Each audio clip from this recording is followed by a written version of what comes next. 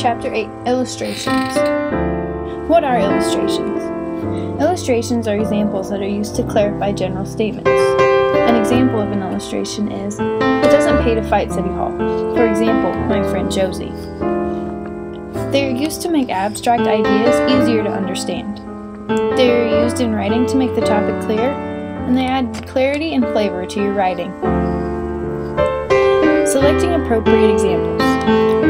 Your examples need to stay on target. They must be related to the topic, so don't go off on a tangent that isn't related to your topic when you are writing examples. Make sure your examples fit with what you're trying to describe. Don't talk about the traits of a certain group of people and then use someone in your example without any of those traits. Number of examples. How many examples will you need? Your topic helps decide that. Some topics might only need one big example, while others might need many shorter examples. You might use one long example if you're describing the traits that a good nurse should have, because you would only be describing one person who possesses all of these traits.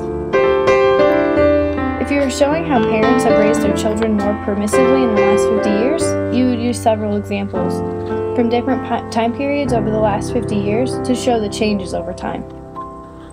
And if you are comparing two different things, such as the differences between Japanese and American attitudes towards work, you would use many small examples in your writing. Organizing your examples. If you're writing and using an extended example, you would assume the narrative form because you are presenting a series of events in a time sequence. You might also use the narrative form if you are describing trends because they also need to be in chronological order. If you were doing a comparison of two things, you would organize your illustrations in order of climax, or from least to greatest differences.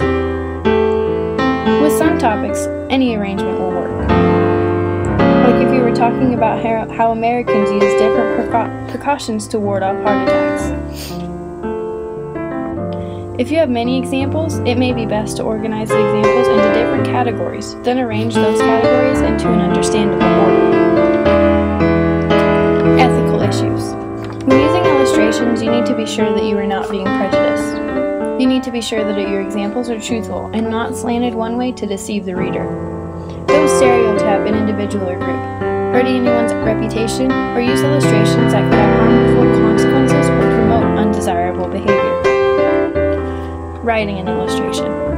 First off, you need to pick your topic for whatever you are writing. After you have picked your topic, you need to look at your audience. What examples will work best for them? When you decide what to use for your examples, you need to make sure you have supporting details for each one. You should present your examples in the body of your paper, following one organizational pattern. Don't forget to revise your illustrations. You need to make sure they go well with your writing and that they are effectively showing what you were trying to explain. If you want an example of an essay that uses good illustration, check out page 132 in your Strategies for Successful Writing book, and don't forget to look at the discussion question.